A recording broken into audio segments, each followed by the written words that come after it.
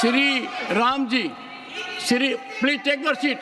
Nothing is going on. Shri Ramji, thank you मान्यवर। Shri Ramji, please.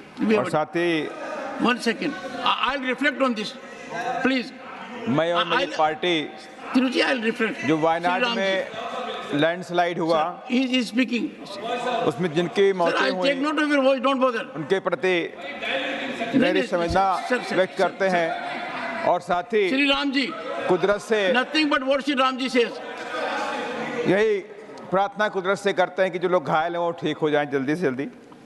मान्यवर, देश के अंदर लैंडस्लाइड का एक पर्टिकुलर एरिया साइंस ने हमको दे रखा है कि केरल, गोवा, महाराष्ट्र और साथ ही उत्तर पूर्वी जो एरिया है जो हिमाचल, उत्तराखंड से लगा हुआ है और साथ ही आंध्र प्रदेश का जो अरकू है, इस एरिया में पहले से डिफाइन किया हुआ कि ये लैंडस्लाइड संवेदनशील एरिया है।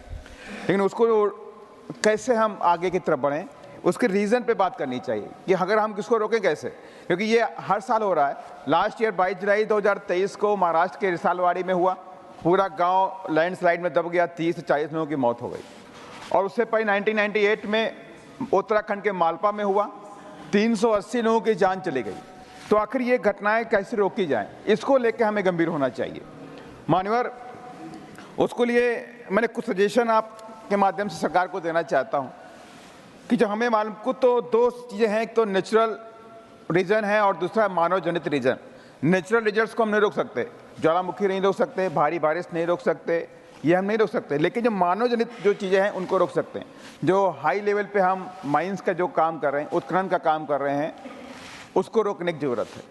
हमें जलवायु परिवर्तन में जो काम हो रहा है कि आपने देखा कितने भयंकर गर्मी हुआ, और जो अभी वायनाड में जो घटना घट रही है उसके बारे में साइंस बोल रही है कि वहाँ पे अरब सागर का गर्म हो जाना, अचानक गर्म हो जाने की वजह से ज़्यादा बारिश वहाँ पे दिखाई पड़े। ये जलवायु परिवर्तन है, क्लाइमेट चेंज का रीज़न एक बड़ा सा दिखाई पड़ रहा है।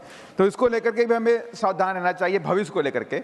बस खत्म कर रहा हूँ मानवर कि हमें जो पेड़ काटे जा रहे हैं, जो डेवलपमेंट को लेकर बड़े बड़े जंगल काट रहे हैं, हाईवेज बना रहे हैं, हमें ये प्रावधान लेना पड़ेगा कि जो जितने जंगल काटे जाएंगे, जितने पेड़ काटे जाएंगे डेवलपमेंट के लिए, उतने ही पेड़ वहाँ पर लगाने की व्यवस्था भी की जाए, ताकि इस तरह के नेचुरल डिजास्टर से हम आगे की तरफ लड़ सकें।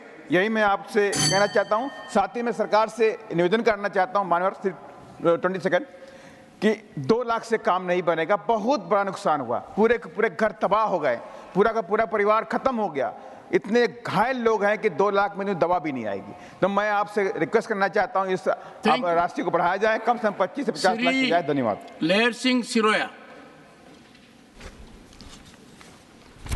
बहुत बहुत धन्यवाद सभापति जी आपका।